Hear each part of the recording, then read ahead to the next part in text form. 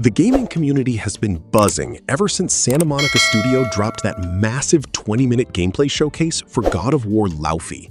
But while some internet skeptics are trying to claim this game is just a reactionary pivot or a wacky spin-off pushed by a completely new dev team, the truth is actually much crazier. This game has been a decade in the making, and it is the literal connective tissue of the entire modern God of War trilogy. Let's look at the breaking news making the rounds from Faye's voice actress, Deborah Ann Woll.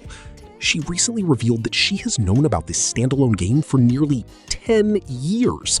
When Cory Barlog brought her in back in 2018 to discuss Ragnarok and show her the framework of the first Norse game, he already had a poster on his wall for the Laufey game. And on that poster, Faye was standing right next to the exact cosmic cube we saw in the recent trailer. That means before Kratos and Atreus ever took their first steps toward Jotunheim, the afterlife journey of Laufey the Just was already mapped out.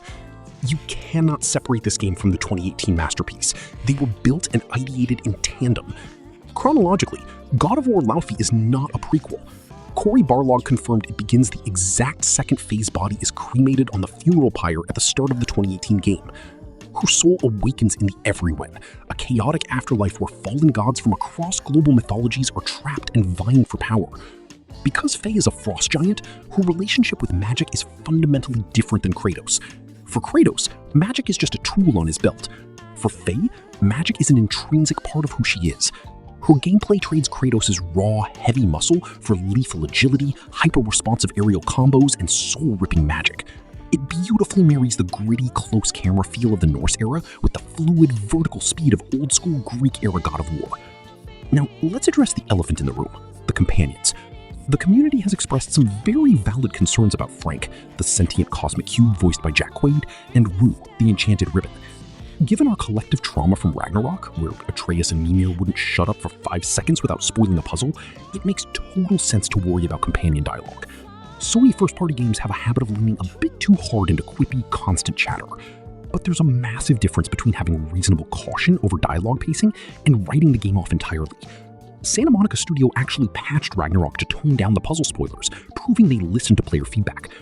More importantly, Phranque the Cube isn't a random gimmick. He has been baked into the core lore of this story since day one.